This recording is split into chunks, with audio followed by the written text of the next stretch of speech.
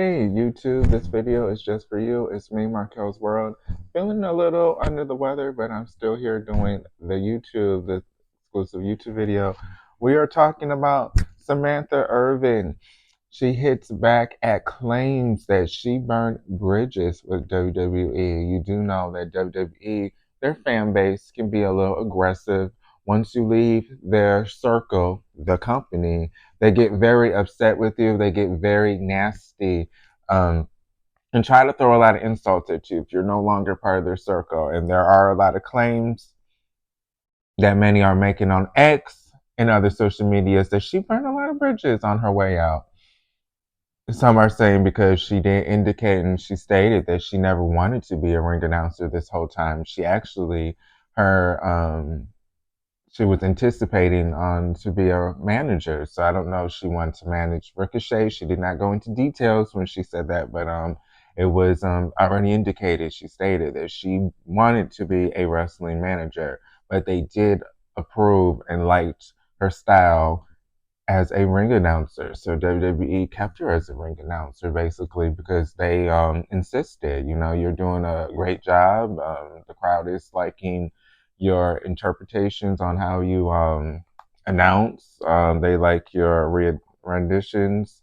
It's better than Louis Garcia, a lot of people were saying, due to her not adding a little spunk to the ring names, such as Chelsea Green, the way that she would pronounce it. So let's talk about this blog. Of course, they are citing some stuff on X, SE Scoops. I do like to announce who I am actually reading my gossip from.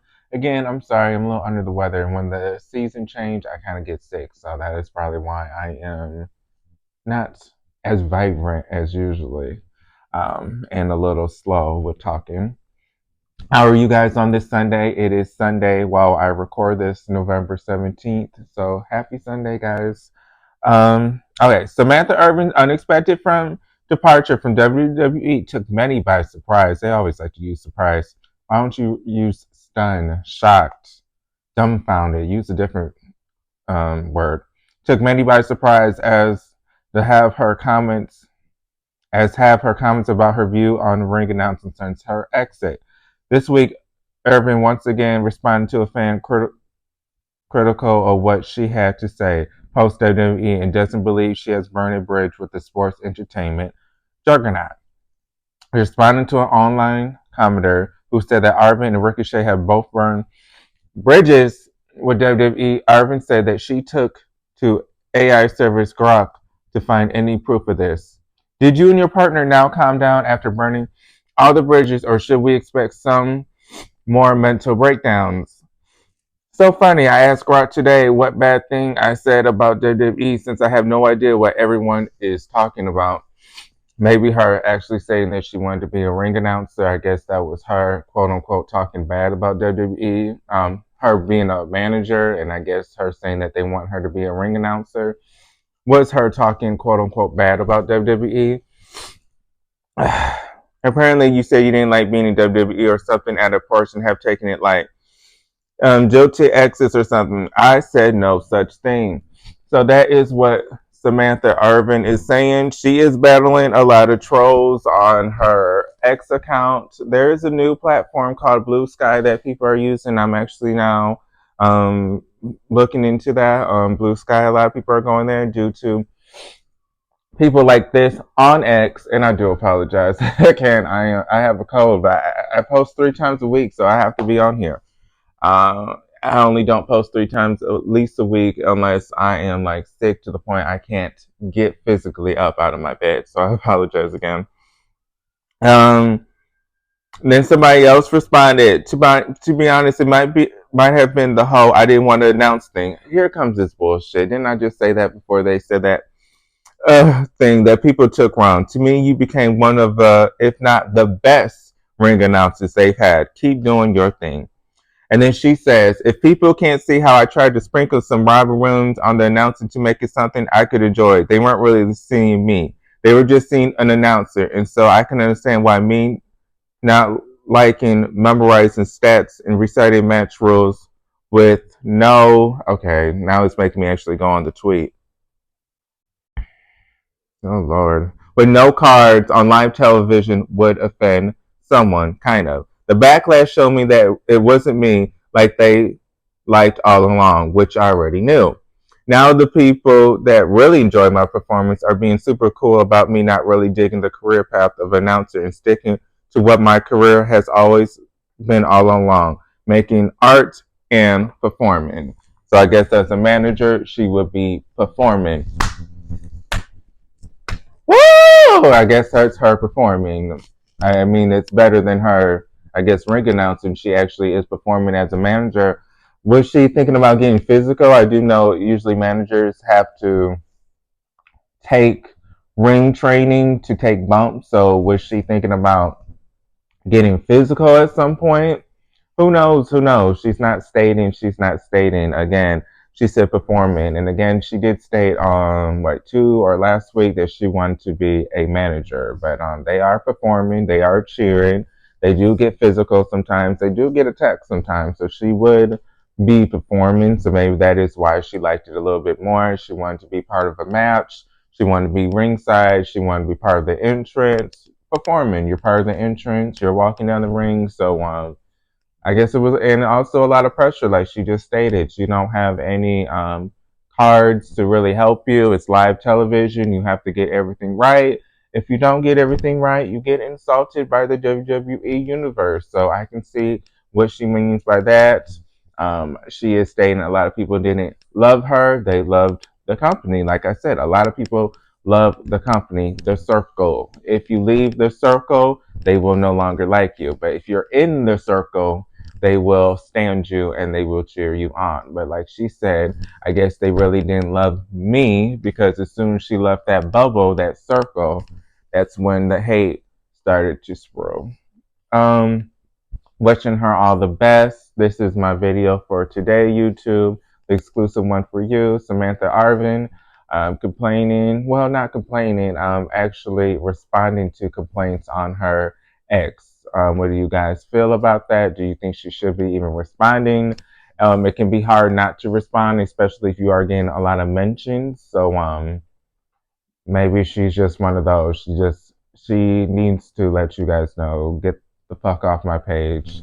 Shut up. Get your sources right. Stop spreading gossip without any factual information. Like she stated, when did I ever say I didn't like the company? I just said I didn't like being a ring announcer. I never said I didn't like being part of the company. I just said I didn't like ring announcing. I didn't like my job part of WWE. I never said I didn't like WWE. I said I didn't like my job in WWE. So no, I never said I didn't like the company. So that is a fact. She never did say that she didn't like WWE. She stated she didn't like being a ring announcer, which she can be a ring announcer for TNA, AEW, WWE. Again, she didn't say she didn't like WWE. She said she did not like being a ring announcer. She wanted to be a manager. But a lot of people don't like to check their sources. A lot of people don't really know the meanings behind some words. They need to go back to school for vocabulary, for some definitions, because, yeah, she never stated from what she is saying that she doesn't like WWE. She's just stating that she doesn't like being a ring announcer. So, I don't know why Ricochet was even mentioned in these tweets. Now that I'm thinking back, I noticed I didn't even mention him in this video because they keep on saying Ricochet, Ricochet, Ricochet. I know a lot of people keep claiming that he's having these meltdowns and these I don't know why meltdowns is used so often. That is a very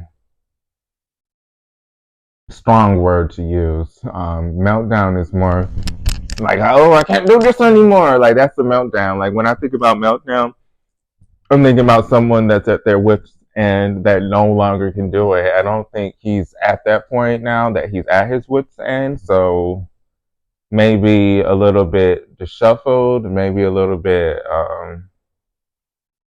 angry and maybe a little bit vocal, you guys could say he is online, but to say he's having a meltdown because he's responding to people, again, he's responding to people that are atting him. He's not necessarily going on there and saying, "Oh my goodness, blah blah blah blah blah blah blah blah blah." He's actually responding to people. So again, a meltdown. I don't know if I would say he's having meltdowns per se. I would say he's having um, a field day on X. He's having a field day by responding to people. That's more what I would say. But both of them will be fine.